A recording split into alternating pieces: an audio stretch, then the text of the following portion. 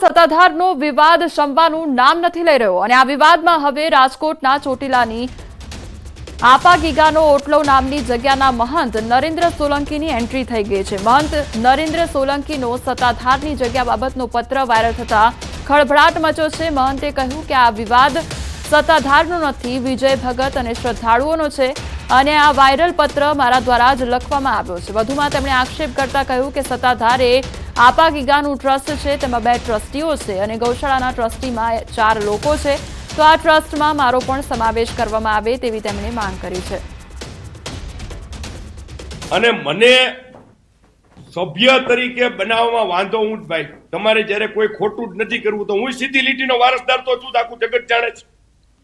જીવરાજ બાપુનો દીકરો હું છું અને હું તો એક છું, તમે બીજા ગૌશાળામાં 4 ટ્રસ્ટીઓ છો, આમાં તમે 2 ટ્રસ્ટીઓ છો, તો મારા એકના આવવાથી એવો કઈ હું 2 એકથી તમને કાઢી નથી નાખવાનો। કાંડમાં ક્રાઇમ બ્રાન્ચના મહેસાણામાં ધામા સર્જાયા છે અને કડીના બોરીસણામાં તપાસ તેજ કરવામાં આવી છે। 17 દર્દીઓ ઉપરાંત ગ્રામજનોના નિવેદન લેવામાં આવ્યા છે। ક્રાઇમ બ્રાન્ચના પીએસઆઈ સહિત અધિકારીઓની ટીમની તપાસ હાથ ધરવામાં આવી છે।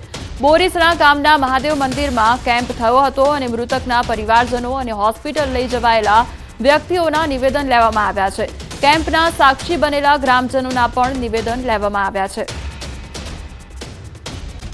ચાલતી ડમી સ્કૂલો અને ટ્યુશન ક્લાસીસના કારણે વિદ્યાર્થીઓનું ભણતર બગડી રહ્યાના આક્ષેપ શાળા સંચાલક મંડળ દ્વારા કરવામાં આવ્યા છે। શાળા સંચાલક મહામંડળે આ અંગે મુખ્યમંત્રીને પત્ર લખ્યો છે। પત્રમાં લખ્યું કે 16 વર્ષની નીચેના વયના વિદ્યાર્થીઓ માટે ટ્યુશન પ્રથા બંધ કરવામાં આવે। ખાનગી ટ્યુશનના વધતા જતા વ્યાપ સામે બધીને દૂર કરવા માટે શાળા સંચાલક મંડળે ભલામણો કરી છે, જેમાં બોર્ડની પરીક્ષામાં ગુણના બદલે ગ્રેડિંગ પદ્ધતિ દાખલ કરવા માટે પણ ભલામણ કરી છે। જો કે શાળા સંચાલક મંડળના પત્રથી ટ્યુશન ક્લાસીસ સંચાલકોમાં રોષ જોવા મળી રહ્યો છે। ટ્યુશન ક્લાસીસ સંચાલકોનું કહેવું છે કે ખુદ શાળાઓ જ ખાનગી ટ્યુશનને પ્રોત્સાહન આપી રહી છે।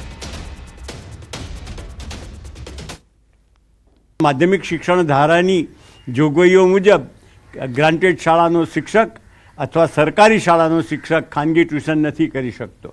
આપણે ગઈકાલે જ સાંભળ્યું કે કપડવંજ તાલુકાના કોઈ ગામમાં ગ્રાન્ટેડ શાળાના પ્રિન્સિપાલ ટ્યુશન કરી રહ્યા હતા હાઈસ્કૂલના, એ કઈ રીતે ચાલી શકે? પણ શાળા સંચાલકો તો ટ્યુશન ક્લાસ બંધ કરવાની વાત કરી એ ખૂબ ગેરવ્યાજબી છે, કારણ કે એ લોકો પોતે જ સ્કૂલોમાં સ્કૂલ કલાક પછી ટ્યુશનો ચલાવી રહ્યા છે, એ બંધ કરવાની જરૂર છે।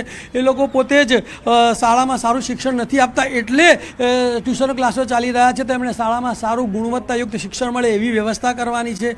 તરફ વડોદરા શહેરમાં હની ટ્રેપ કરતી ગેંગ પોલીસના સકંજામાં આવી ગઈ છે। પોલીસે મહિલા સહિત 5 આરોપીની ધરપકડ કરી। હની ટ્રેપ કરતી આ ગેંગે આણંદના રિયલ એસ્ટેટ એજન્ટ પાસેથી 1,45,000 ખંખેર્યા હતા। આરોપી મહિલાએ મકાન બતાવવાના બહાને વ્યક્તિને કપુરાઈ ચોકડી પાસે બોલાવ્યા હતા અને સાગરીતોએ ક્રાઇમ બ્રાન્ચની ઓળખ આપી ખોટા કેસમાં ફસાવાની ધમકી આપી હતી। પકડાયેલા 5 આરોપી રાજકોટના રહેવાસી છે। 5 પૈકી 2 આરોપી પર ગોંડલ અને સુરતમાં હની ટ્રેપના ગુના દાખલ છે, તો આરોપીઓ હની ટ્રેપમાં ફસાવા માટે અલગ અલગ મહિલાઓનો ઉપયોગ કરતા હતા। પોલીસે મોબાઈલ તેમજ ફેસબુક અને આ ઉપરાંત યુપીઆઈથી ટ્રાન્સફર કરવામાં આવેલ બેંક એકાઉન્ટની તપાસ હાથ ધરી હતી। કચ્છના મુન્દ્રાના દરિયામાં બોટ ડૂબવાનો મામલો સામે આવ્યો છે અને મરીન પોલીસે તમામ 5 માછીમારોને બચાવી લીધા છે। રાત્રે 12 વાગ્યે ડૂબ્યા હતા માછીમારો અને મોડી રાત્રે જ માછીમારોનું રેસ્ક્યુ કરવામાં આવ્યું હતું।